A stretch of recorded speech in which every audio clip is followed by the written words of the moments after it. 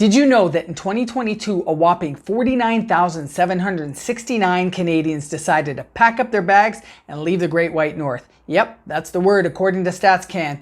It's actually been a growing trend since 2012, and in 2021, about 40,000 Canadians bid farewell to their homeland. So, what's causing this mass exodus? Well, in this video, I dive into 7 unspoken reasons behind why people are saying goodbye to a country that is often at the top of the list when it comes to the best countries to live in. Hey guys, my name is Morgan Little. I'm a realtor here in the Greater Toronto area, so I see a lot of people moving into the city, but I'm also noticing a lot of people leaving. So let's jump right in at number 7, and that's job opportunities, or the lack thereof. Finding work in Canada can be a challenge, especially if you're an immigrant without Canadian experience. Employers often prefer those who worked in the country before, leaving newcomers at a bit of a disadvantage, even though our immigration targets are set for 500,000 new Canadians per year. Language barriers, particularly for those who don't speak English or French fluently, and credential recognition can also make job hunting tough, as some employers may not acknowledge degrees or qualifications obtained outside of Canada.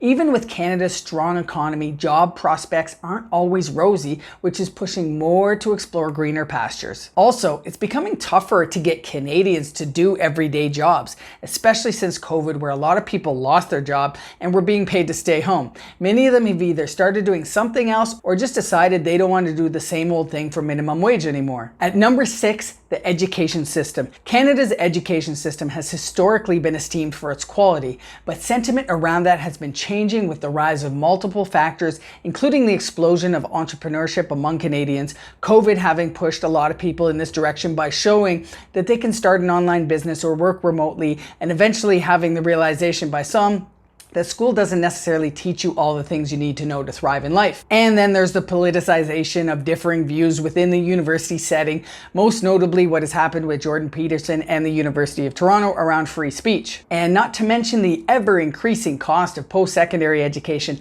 especially for international students, which can obviously be a financial barrier. These fees are significantly higher for foreign students than they are for domestic students. Limited scholarship opportunities and lack of funding options for international students make pursuing higher education in Canada financially challenging, to say the least. Furthermore, the limited availability of graduate level programs and research opportunities in specific fields can deter individuals from advancing their education in this country.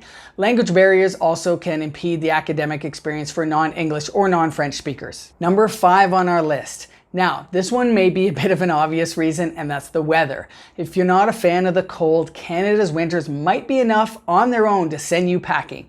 Some places endure winter for up to 6 months and can include temperatures well below zero, with heavy snowfalls and ice conditions making daily life very challenging. This can be a real test of endurance for some, both physically and mentally. The lack of sunlight can even lead to seasonal affective disorder, also known as SAD. So it's no wonder why some folks are heading for warmer climates. Number 4 on our list, healthcare. While Canada traditionally has boasted about having a high-quality healthcare system, it's not without its shortcomings, and many say that it's deteriorated greatly over the years.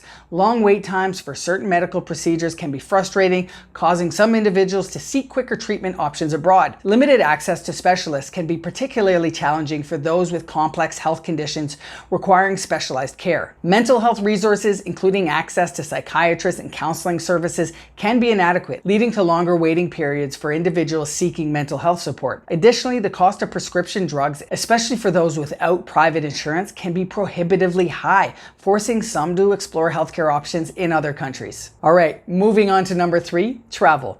Traveling within Canada is not budget-friendly whatsoever, partially due to the country's vast size, but also because of the monopoly within the air travel industry. Canada is the second largest country globally, with a land area of almost 10 million square kilometers. This extensive geography often entails long distances between destinations, resulting in high transportation costs. And like I said, limited competition in the transportation industry can further restrict consumer choice and keep travel prices elevated.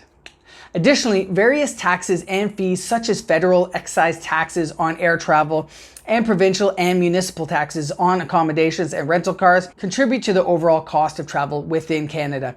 Simply put, it's easier to go on vacation somewhere else than it is to travel within our own country. All right, now, number 2, political climate. Canada is known for its political stability and inclusiveness. However, under our current Prime Minister Justin Trudeau, Canada is as divided as I think it ever has been, as some individuals may feel that their voices are not adequately heard or their communities are not well represented. This sentiment has been bubbling for some time, but has come to a head during COVID with the freedom rallies held across the country, some of which are still happening on a regular basis. This frustration and political polarization in recent years has led to feelings of disillusionment within the political process, making it challenging for people to engage in productive discussions and find common ground, and has prompted some individuals to consider leaving. And number 1 on our list, we've got the cost of living. Canada, as stunning as it is, can be a wallet drainer. Taxes are high, real estate is sky high, and we have the highest prices on internet and mobile phones, and even your everyday groceries come with a hefty price tag. Housing is probably the biggest issue across the country, but especially in cities like Toronto and Vancouver, where home prices have shot through the roof, with the average price in both cities being well over $1 million. Rent is not much better either, with the average rent for a 1-bedroom in Toronto now at $2,500. No wonder some folks are looking for more affordable options, as these soaring costs put considerable financial pressure on Canadians, making it increasingly challenging to maintain a comfortable standard of living. Oh, Canada. Those are my 7 reasons why people are leaving what was once considered one of the greatest countries in the world. Can you think of any other reasons I should have included? Drop them in the comments below and we'll keep the conversation going. And if you're thinking about moving to Canada, more specifically the Greater Toronto Area, I'd love to have a chat and see how I can help. Till then, stay well and stay hungry.